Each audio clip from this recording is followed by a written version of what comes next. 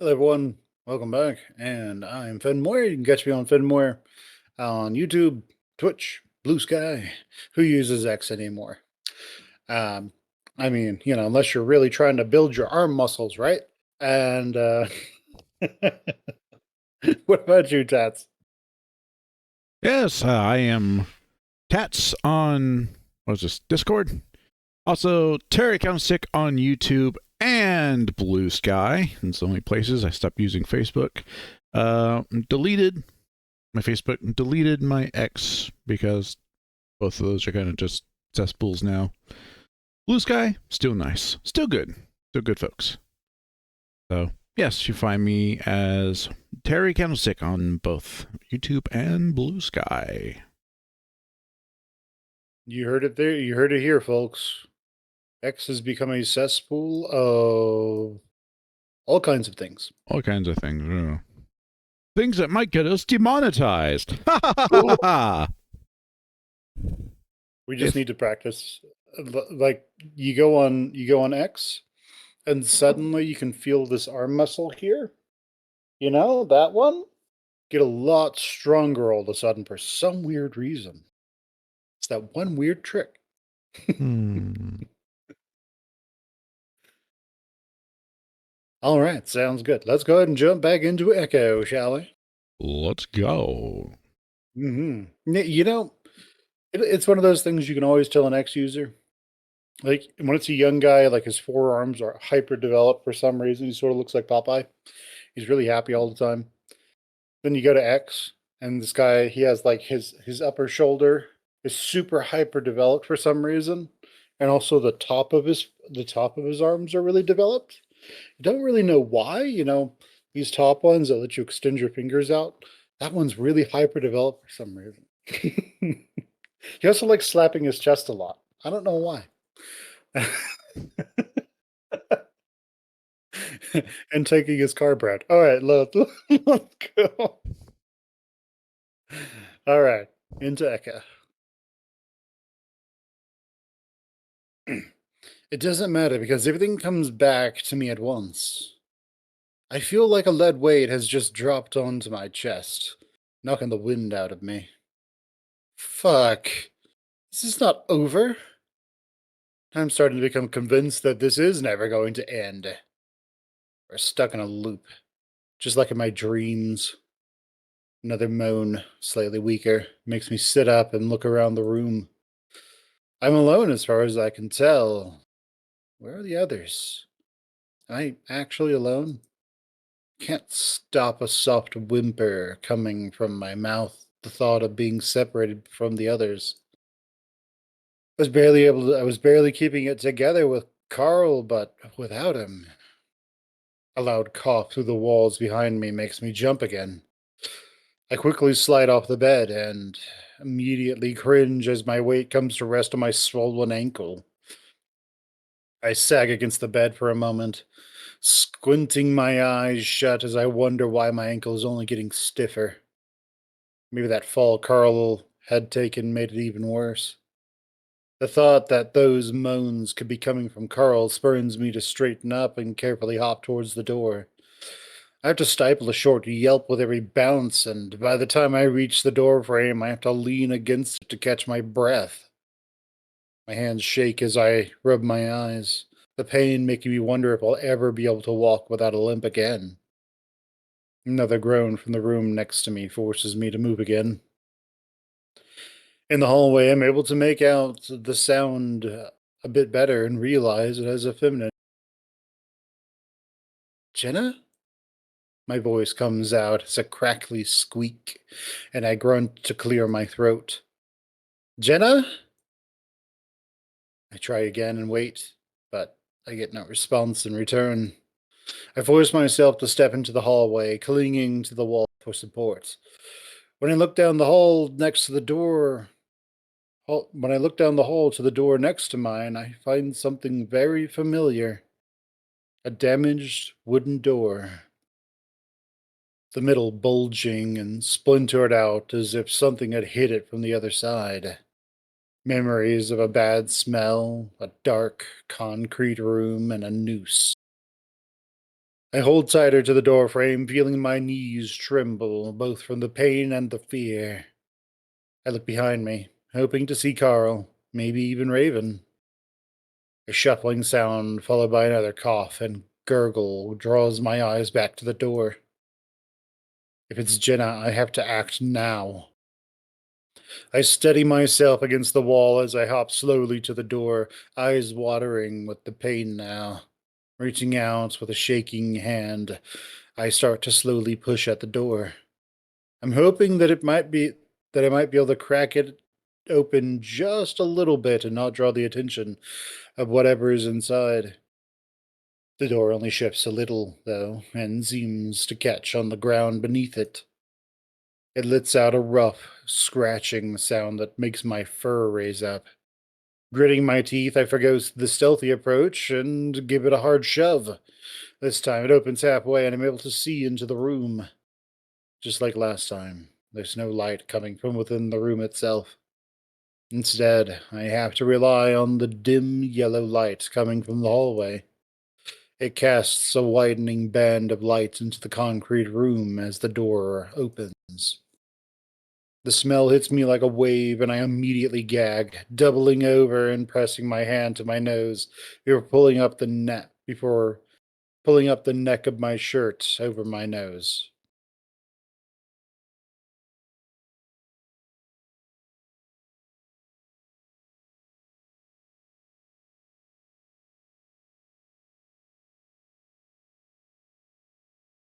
Sure, I smell like BO from 2 days of running in fear, but it's better than the sweet smell of rotting meat that's enveloping me. Still shaking, I peer into the room while I lean against the door, but I'm only able to see the cracked concrete floor and walls. The grunting, choking sounds reach a peak now, and it's coming from beyond the band of light.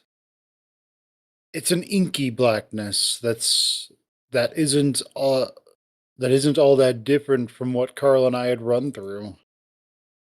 Hello? No response. It sounds like grunting, like the grunting has stopped, too. Shit. I have to do something now. I think about just kicking the door open and jumping back, but then I remember there's really nothing I can do with my feet right now. Taking a deep breath, I set both hands against the door. I steel myself for whatever I'm about to see, then shove the door as hard as I can. The door swings in suddenly, scraping horribly against the floor the entire way. I yelp at the suddenness of it all, the tension all exploding out of me at once as I jump back in fear.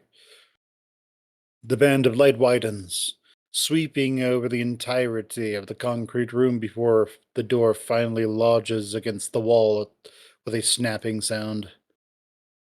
I almost lose my balance, arms swinging around cartoonishly as I try to hop on one foot. At the same time, I'm fearfully eyeing the opening, terrified of what I'm about to see. And what I do see is definitely terrifying. It's Jenna, in the middle of the room. She's hanging from the noose, her muzzle tilted up so I'm able to clearly see the rope digging into the fur around her neck, painfully tight. Her toes are barely touching the floor, but it doesn't even look like she's trying to keep herself up. It looks like she's unconscious. Jenna! There's no response, and I find myself leaping in her direction. I forget about my ankle until all my weight comes down on it twice in my mad dash, and I literally scream as it happens. There isn't any time to worry about it, though, as I grabbed at Jenna, unsure of what to do. First, I try to wrap my arms around her and lift her up, screaming again as I set my weight down on my foot. She doesn't respond to any of this and just hangs limp in my arms, which terrifies me even more. I reach up and pluck uselessly at the hangman's knot that I immediately know isn't going to budge no matter how much I pull. Carl! Carl, help! I feel myself starting to panic. Desperately, I look around, trying to find something, anything I might be able to use to cut at the rope. Jenna? I call up at her. I can see her eyes from this angle. but I can't feel any movement in her. I try to press my ear against her chest, but I'm not sure if I'm doing it at the right spot. I try to quiet my breathing and actually listen, but I still can't hear anything. Shit. Carl! I feel myself start to hyperventilate and try again to slow my breathing. If I pass out right now, I'm going to be less help than I already am. The world is starting to take on a surreal tint, and I think I'm actually dreaming. I think about running to the kitchen, but I don't want to let her go, especially since I feel like she's on the edge of dying right now. I reach up again and start trying to worm my fingers underneath the rope, but it's useless. It's way too tight. My eyes start to water as I realize I'm not helping now, and that I'm not helping her at all right now, aside from maybe taking a little pressure off her neck. But it might be too late anyway. Help! I'm suddenly hyper aware of the screaming pain in my ankle, and I feel it giving out. So are my arms, burning with the strain of trying to hold Jenna up. I press my face against her chest, feeling myself start to give up on everything. Then suddenly the weight disappears, and I feel Jenna lift up several inches into the air. I look up and see Carl next to me, his big arms easily able to keep the fox off the ground. Not only that, but he's got a knife in one hand. I recognize it as the same knife Carl had used earlier. Carl! I sob in relief as he sets to sawing at the rope, and soon all three of us come crashing to the ground as Jin is cut free. We lay there in a heaving heap. The only sound is our gasps as we all try to catch our breaths, Jenna being the loudest. After a while, I sit up and look over at her. She's already sitting herself up, one hand to her neck, rubbing it. Are you okay? I reach out to her. I'm fine. She leans away a little from my hand, so I drop it. I thought you were gonna die, Jenna. My voice is all shuddery as I struggle to keep my emotions under control, to not have a panic attack. Whatever was controlling this whole scenario just tried to kill one of us. But then I guess that's already happened with the shadow creature thing, and even with what's happened to Raven. Jenna picks up the knife and brings it to her neck, starting to saw away at the rope. I can help. She ignores me. I look over at Carl and see that he's flat on his back, arms spread out. Thank you, Carl. I don't know what I would have done without. I don't know what I would have done if you hadn't shown up. Carl raises a hand in acknowledgement. How the hell did you get a knife? Carl takes a few more gasps to catch his breath. I heard you guys and saw that. He gestures up at the hanging rope, the end of it frizzled out after the cut. Remember that the knife I dropped when we were here before. Thank God. We lay there a while longer, Jenna busy hacking at the rope, Carl choosing to stare up at the ceiling. That almost peaceful silence is shattered as a husky stumbles into the doorframe, grasping at the wall as he practically trips in. Oh, hey guys. He grins, waving a hand at us as he rights himself. He looks around at us, taking in the scene. What happened? Jenna got hanged. Carl cut her down. There's really no way to sugarcoat it. Oh crap!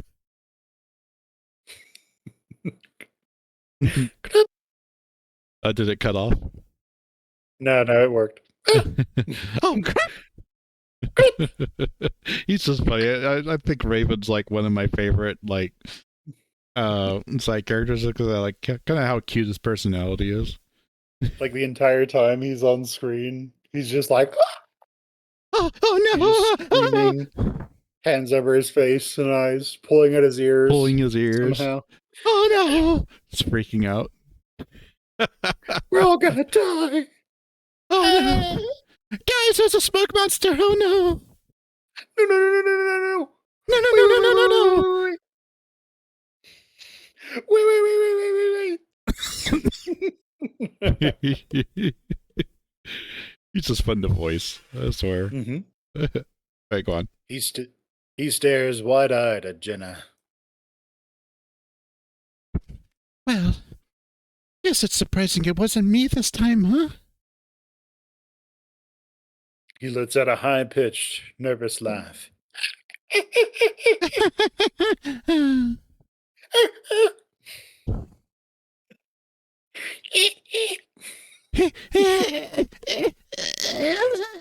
He's Michael Jackson.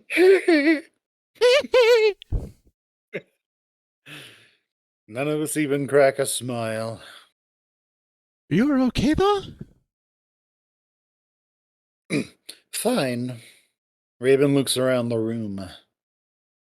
Well, it looks like we're still here. Carl lets out a big, shuddery breath. I don't know if I can do this anymore. What do you mean? We're stuck. I don't know what else we're supposed to do. Just keep looking around. We're finding stuff, right? And then what? Get sucked into another fucked up place where we'll be chased around and almost killed? He waves his hand in Jenna's direction. Look what just happened. It wants us dead. Carl. I trail off. What? I try to think of something to say. Anything that might convince the ram to keep going. Just a while ago, minutes, hours, days, I was having the same doubts. But for some reason, Carl's sudden demeanor of defeat has me more motivated. Because if Carl gives up, what else is there to keep me going? There's a soft snap, and I look over to see that Jenna's pulled the rope from her throat. How's your neck? Jenna rubs it. Fine. Her voice has an air of complete disinterest despite the situation. She seems distracted, too, her eyes flickering around at the ceiling like she's expecting something to happen up there. I look up too, but all I see is concrete that's spider webbed with cracks. The rope, I notice, is hanging from nothing, just sort of grows out of the ceiling. Carl lets out another sigh next to me. Wish I had a joint. I feel a small flicker of annoyance. And how will that help anything? Carl's quiet for a moment, sensing the change in my mood. I immediately regret it, but I don't have the energy to take it back. Because it might make me feel a little better. By making you feel less? We need to be alert right now so we can figure this out. I bring my tone back down to normal, realizing how unfair it would be if I get mad at Carl right now. I don't know if we can, though. Carl's lips tug down into a frown, and it looks like he's trying to keep himself from crying. Before I can say anything to comfort him, Jenna speaks up. You will? Her voice is dark, firm, and completely unlike the way Jenna has ever spoken before. We both look at her and she just sits there, legs crossed, staring hard at us. Well, at me. Carl sits up. Jenna. Jenna doesn't look at him. Instead, she keeps looking at me. John? Now she does look at Carl, and it's out of instinct, her eyes darting to him before looking back at me. I recognize it as an almost unstoppable urge to look the way you hear your name being called. Yeah, we suspected. And Jenna had been acting weird, but to think that she was that consumed by him. Carl glances at me meaningfully. We haven't asked her directly about it yet, so I guess now's the time. Hey, Jenna, are you feeling okay? I'm feeling fine. It's just that you haven't seemed like yourself for a while now. What do you mean? I look over at Carl as he shifts himself around on the floor. Listen, when we first got here, and even a little before then, I was feeling weird. Carl pauses as he seems to be searching for the right words. Sort of like something else had become a part of me. Jenna narrows her eyes at Carl, but doesn't say anything. There was another voice in my head almost, and after a while I knew it was that guy, James, in my head. Sounds like you're going crazy. Carl frowns. Maybe. But it was making me act different, feel different. And it was kind of fucked up, to be honest. Weird. Yeah, weird. But it was easy to get him out of my head. Carl points at his horns. And now he's not there anymore. Jenna keeps that stern look on her face, frowning at Carl. What are you trying to say? Well, do you know a guy named John? John Begay? Not really. You keep mentioning him, but no one's told me who he is, aside from the fact that he was hanged. I remember the picture I'd taken of John back in Carl's crawl space. My hands feel my phone through my pocket as I almost reach in to pull it out before remembering that it's dead.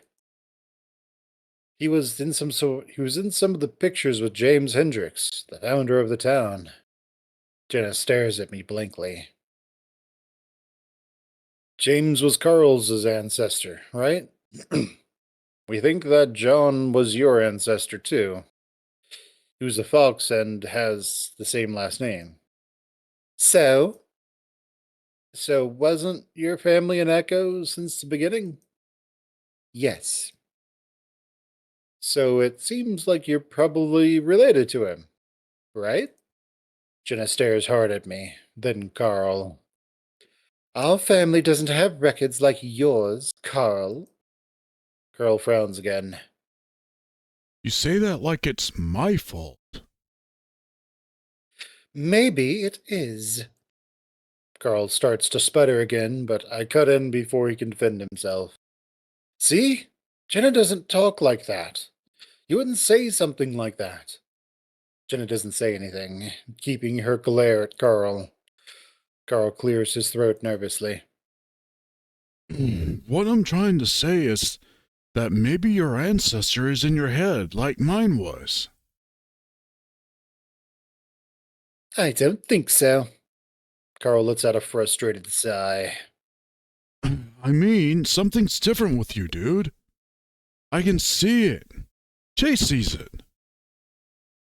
I nod in confirmation. Raven suddenly cuts in. I mean, I don't know you that well, but if we're going by how a normal person acts, you're not acting very normal. We're not in a normal situation like that, are we? Carl shakes his head. I know you can resist it like I did. Jenna, you've always been a real strong you've always had a really strong mind. Way stronger than mine. Carl swallows. So it shouldn't be a problem for you to stop it like I did. Jenna shrugs.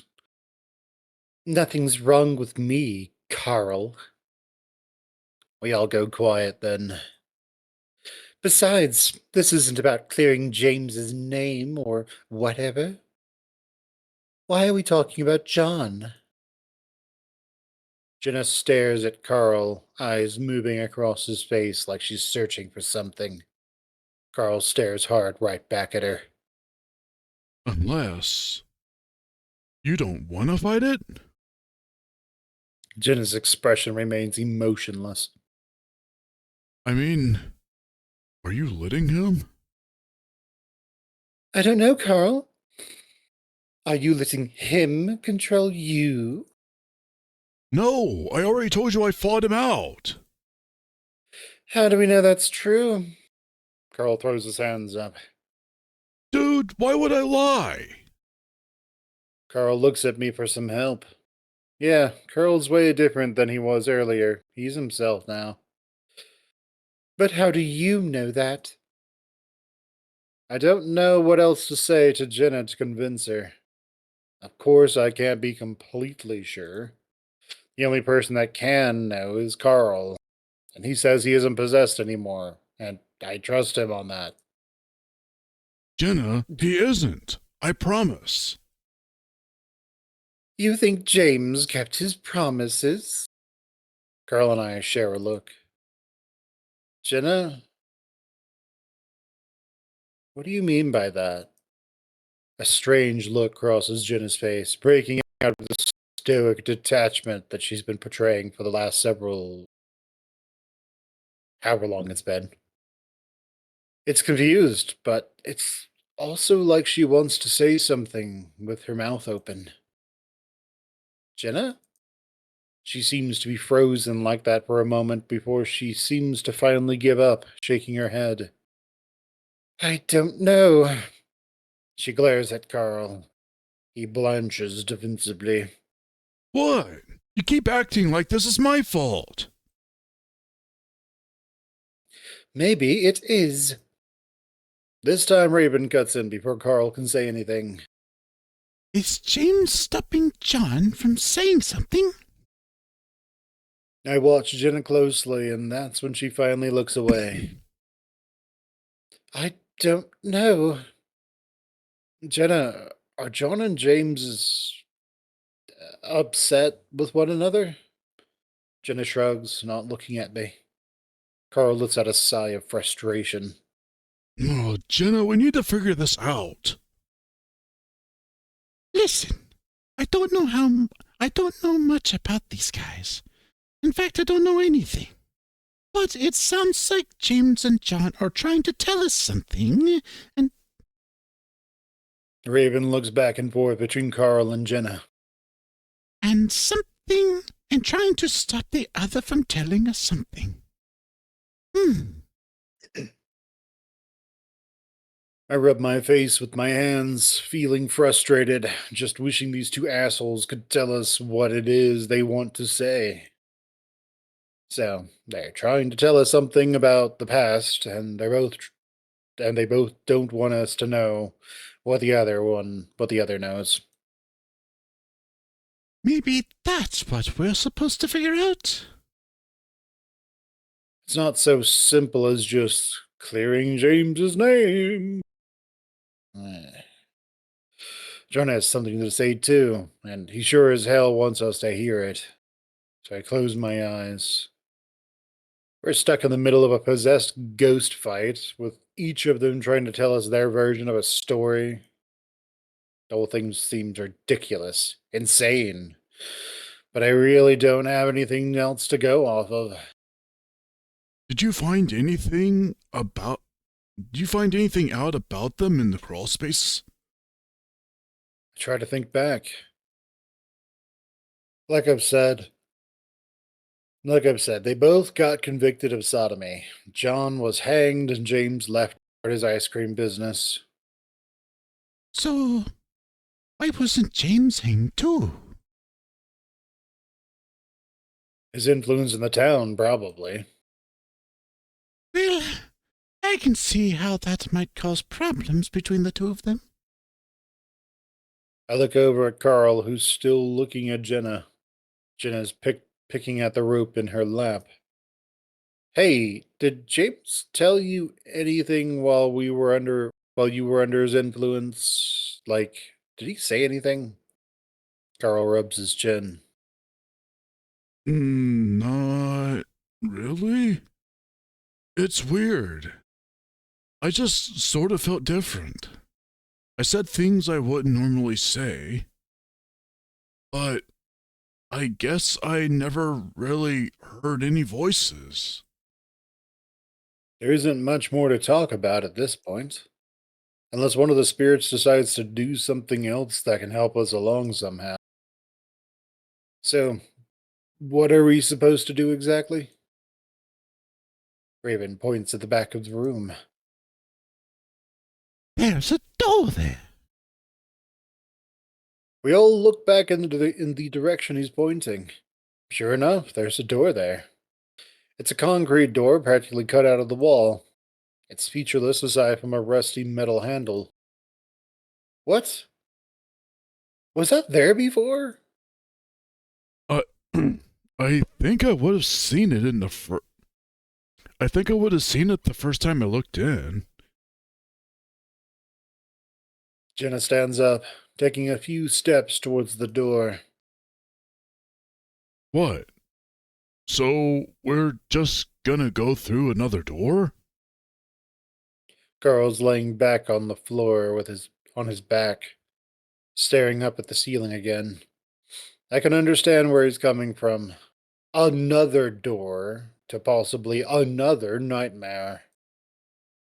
But his sudden reluctance is making it easier for me to find the strength to keep going. I reach out, resting a hand on his. Carl, this might be the last one. It might be the way out. Carl snorts. Seriously, dude? You think they're just gonna let us go? We've accomplished nothing. We can leave you here if you'd prefer. I glare at Jenna, but she's not even looking at me, instead staring at the concrete door. Carl, we have to keep moving. If we go through another door, we're at least going somewhere. Yeah. And besides, the bad stuff has only happened to me and Jenna. So you guys probably have nothing to worry about. We can't stay here forever. I gently stroke the back of Carl's furry hand. He laughs again. Maybe we could. Just keep pulling grilled cheese sandwiches out of the cupboard, even though they taste like, I don't know, wax, etch. Even though they taste like American cheese. Miracle Whip. They taste like American cheese. Oh, just plastic. It's not real cheese. all the people that aren't Americans are like, "What's American cheese?" So, guys, if you don't know, real cheese melts when you heat it up. American cheese burns. Yeah, isn't that like Velveeta? No, Velveeta melts.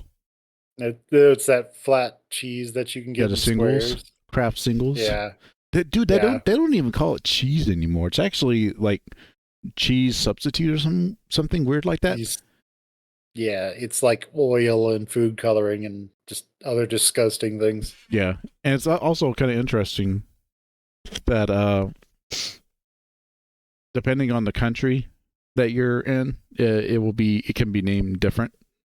So here we call it like a cheese substitute, and then I think over in like the EU, like they can't call it cheese at all. Like the word cheese can't even be in the description because it's absolutely not cheese.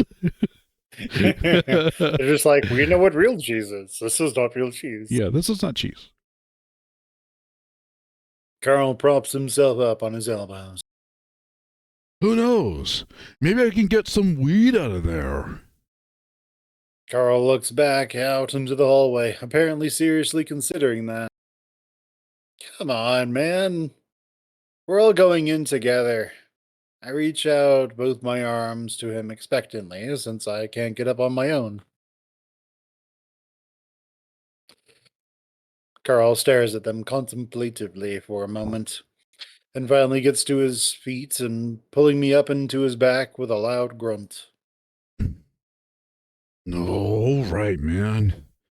But if this freaky, spooky ghost dimension goes on for another fucking door, I'm gonna pull a joint from that magical cupboard.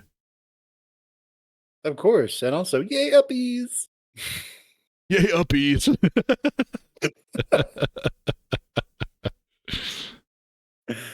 Jenna's already standing in front of the door, clearly not interested in our uppies. Oh man, I don't want to pass out again. We just did that. I look back towards the hallway. You know, maybe we should check the rest. Jenna reaches forward to grab up the metal handle before. Jenna reaches forward to grab up the metal handle and, before any of us can say anything more, she yanks it open. A trail leads through the desert landscape, and cacti and boulders obscure my view on either side. It'd be funny if The instead of ground. her opening the door, she just pulls herself violently towards the door and smacks her nose into it. I'm just going to She pull open pulled- this concrete door. Oh, fuck. The concrete door weighs as much as a concrete door. Who would have thought? Oh man. she pulls at it, the chain comes out, and you just see like one of those like clown things going. It's like bing! Like a little sparkler shoots out. Good job. Oh, no, actually, she pulls out the handle, and the handle comes off, and like you hear this like loud, like air sound of like something filling up, and it just has like this big like balloon word just shows up. Like, Yeah. gotcha.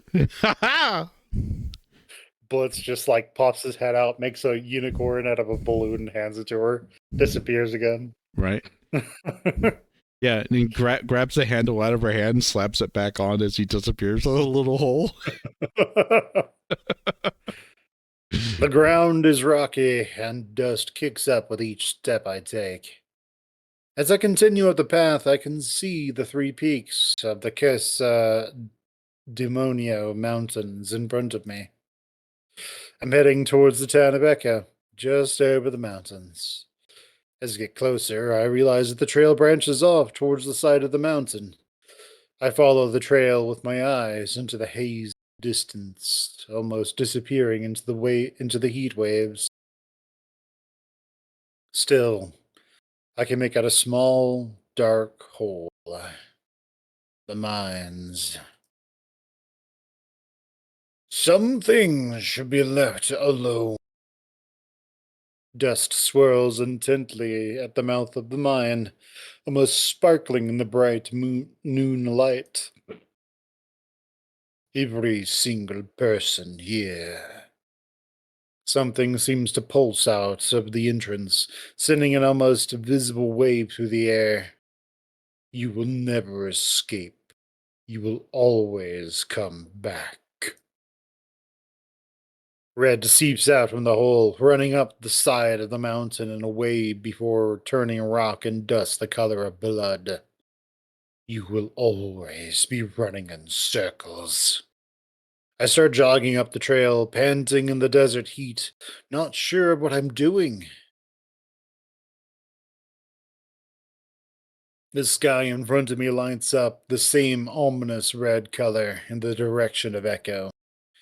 Somehow, I'm able to scale the side of the mountain in just seconds. I get to the peak and look over the edge, and I see the town. But it's not the town I remember. At least, not all of it. Lake Emma is in the distance to my left. The motel and supermarket are to the right, but the ruins by the lake aren't just old foundation remnants anymore. They're fully standing now with their log walls and roofs. Several dozen more houses run up the side of the lake, standing in stark contrast to the more modern buildings further away towards Main Street. There are even a few buildings that I don't recognize, and there, Just below me is Carl's house, but it's different. The mansion is bigger. The walls are a lighter color. It looks older. Somehow I'm already there. Just like I teleported straight down to stand on the road in front of Carl's house.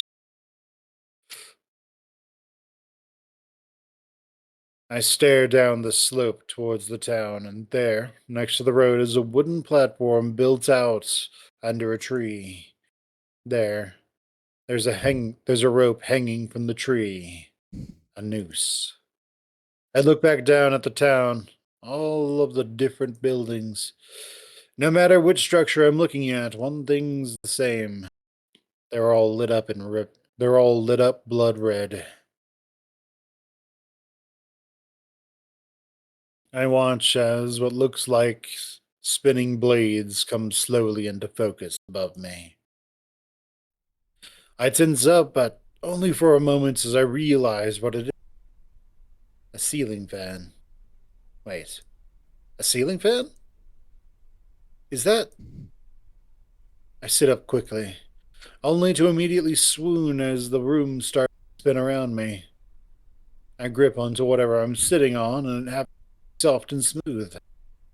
I look down and see that I'm on top of a blue comforter. To my left, Jenna, Raven, and Carl are stretched out next to me on a king-sized bed.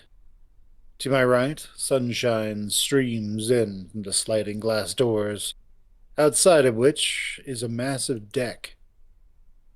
Past that porch are the mountains and desert of Echo. We're back. Oh my god, we're back. Guys! Guys! I shake Carl next to me. He immediately swings a hand out to slap me, but I persist until he's forced to sit up, rubbing the sleep from his eyes. Jenna and Raven stir next to him.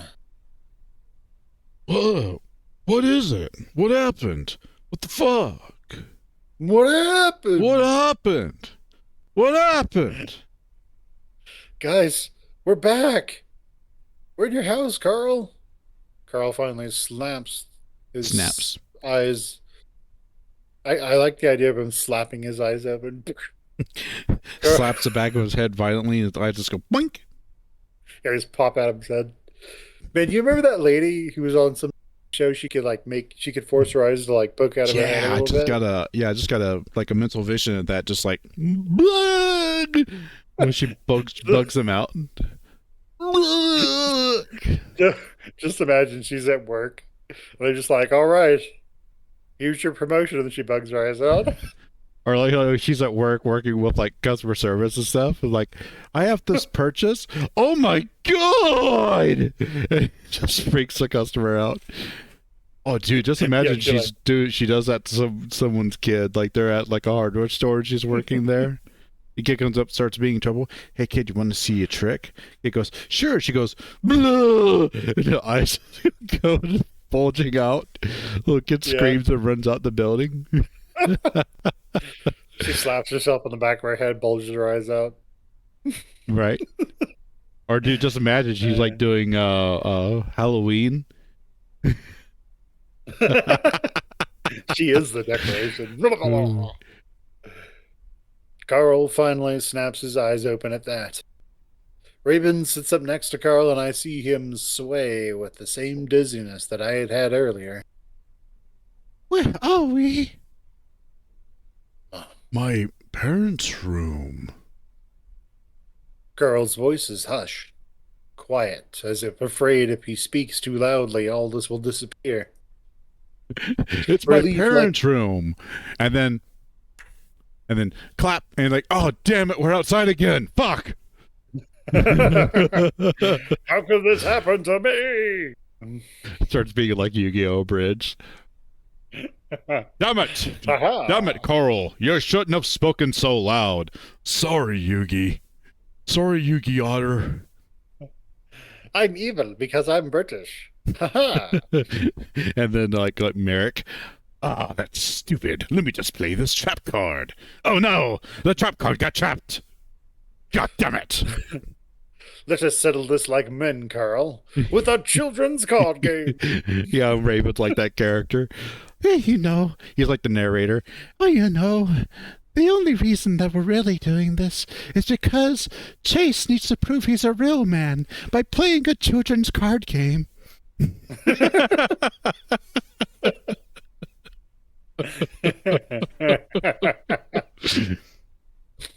Hmm. Fucking awesome. Relief like I've never known before flows through my body as I play the children's card game. Whether, whether or not it was a dream, hallucination, we were drugged somehow. It doesn't matter. What matters now is that we're home.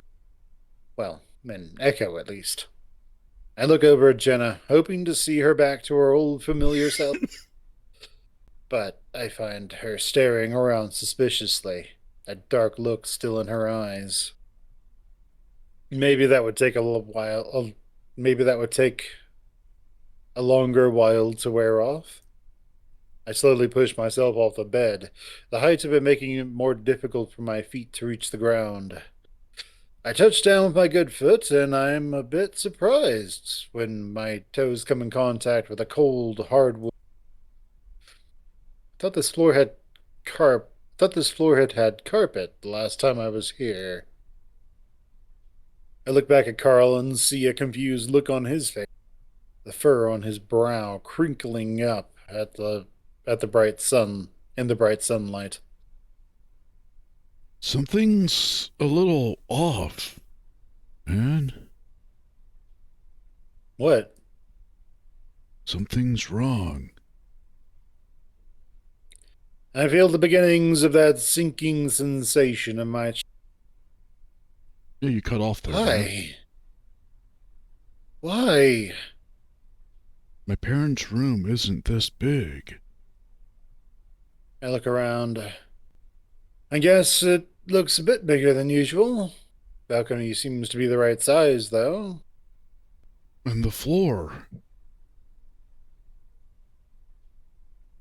He points at my feet. Where's the carpet? Carl confirms my suspicions. The dread continues to grow in my stomach. Maybe they took the carpet out while we were gone. Oh, look! There it is, rolled up in the corner. They just did the makeover. No one responds to that ridiculous idea, even with the carpet right there rolled up in the corner. Oh, wait. That's not carpet. I'm seeing things. Fuck. Jenna looks at the wall behind the bed and reaches out a hand to touch it tentatively. Carl lets out a loud, almost maniacal laugh. Oh, God. Oh, it's like I'm in a weird dream of my house or something. Carl pushes himself off the bed, his hooves clopping loudly, unnervingly against the hardwood floor that shouldn't exist. Fuck! Yeah. Fuck. I can see the same emotions and I feel in my chest playing out on Carl's eyes right now. He reaches out to give me some support. Well, maybe there are other people here. Even Raven's cheerful tone is forced and strained. I guess I was expecting that we'd end up in another dream world or whatever. But the fact that we'd thought for just a moment that we were back in the real world made this all the more soul-crushing. Feels like those fucking ghosts are toying with us at this point. Take a deep breath, willing myself to not lose it. Not yet, at least. Chase, I'm gonna move to the deck. I get a better grip on Carl's side as he starts to move towards the glass doors, his hooves clopping while I hop along. He stares out, slowly reaching up with a hand to tug at the handle. To my surprise, it opens. I guess I thought that it would be the same as the last place we were in, that we'd be locked in or something. I follow Carl as he steps out into the balcony, taking slow, careful steps as if afraid that the deck may give out. The air is hot and heavy, almost humid. That isn't normal at all in Echo. Sure, it would get really hot, but it's a desert. Humidity is near non-existent. We reach the railing and stare out at the town below the foothills that Carl's mansion sits on. I take a soft breath.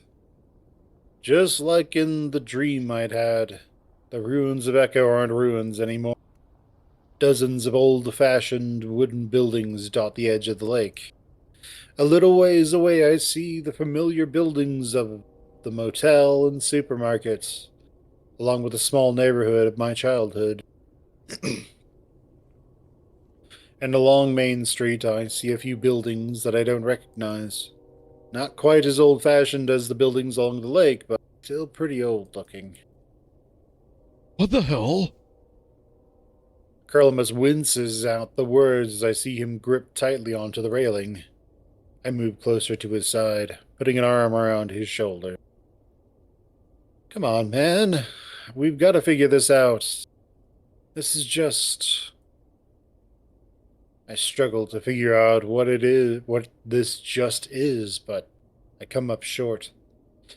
Listen, I saw this in a dream, and I think they were trying to tell me something. What dream? A dream I had before I woke up. I have them almost every time we pass out. Why are you the only one having those dreams? I jump as Jenna speaks right behind me. I turn around, finding her eyeing me suspiciously. I don't know. None of you had dreams? I did. Raven pops his head out from around the glass doors, still with that bizarrely resilient grin on it. But it was about that black shadow creature thing. Chased me through the kitchen. So, I guess it's not really useful. What did you see in your dream, Chase? Well, this... I wave my hand out at the alternate reality tab. But then the mind, too. Like, red stuff spreads out of it, over the town. And I saw a noose. I instinctively look over the edge of the balcony, down the road, down toward where I remember seeing the tree. Carl looks too. What is it? Well, I saw a tree with a noose in it. Carl looks slowly back up at me. Down there? I think so? The fur, the look of utter defeat? And Carl's face has me hesitating to confirm it. What the fuck? I take a deep breath, trying to put what I feel into words. The dream, that dream, the way it zeroed in on the tree. It felt meaningful. I think we need to go to it. Jesus, why? Carl buries his face in his hands as he's leaning against the railing, shaking his head slowly from side to side. I don't know, but I don't think there's... But I don't know where else to start. This place is massive. So what? They put another letter there for us to find for some reason? Maybe. Guys? 1 second, Raven. Dad and Dad are talking. Carl keeps his head in his hands as I turn around. Raven is still standing by the glass door, but he's looking back into the room. Gina left. What? Sure enough, Jen is nowhere to be seen. Where did she go? Raven shrugs. Downstairs, I guess? Was she going to the tree? I start to move back into the house, then remember my destroyed ankle. I look back and see that Carl is slumped against the railings. Carl? He doesn't look up. Carl, we need to keep moving. Finally, the ram pulls his head out of his arm. Me. He gets me into a familiar position, me clinging to his neck while I hop along. I'm relieved he's actually moving, but I don't like the dull look in his eyes one bit. Raven, Carl, and I head down the hall towards the stairs. Carl's right. It's like a dream of Carl's house. Carl mentions that there are a few extra doors, all of which lead into bare hardwood wood, hardwood floor rooms. Ground level, the ground level of the house, though, looks mostly normal. As we make our way through Carl's sort of home, I realize something. You guys hear the trains? Do you guys hear the trains when we were on the deck? Maybe. Why? I thought I did. Just kind of weird. Like, what are those trains doing in a world that isn't really real? Maybe it is real. Maybe. I'm not convinced. As we pass through the living room, I can see that it's set up like it always is, and the kitchen looks to be in order as well. As we step outside, I notice that the mansion looks the same for the most part. Not the massive old one I had in my dream. I hop, I hop along down the curving driveway from Carl's house, like I remember in my dream. How Jenna would be able to find the tree on her own is beyond me. The only indication I'd given as to railing deck. Oh, you probably want to do that one again. You cut out. You cut out a lot. Hmm. The only indication I'd given her as to where it was a glance over the railing of the deck. That's good. Man. Man. It's so fucking close to being real. This place. Yeah. I don't have much else to add, but he's right. It feels so close to being home, but none of it is home. I slow my pace as I turn right at the end of Carl's driveway, practically tugging the ram along.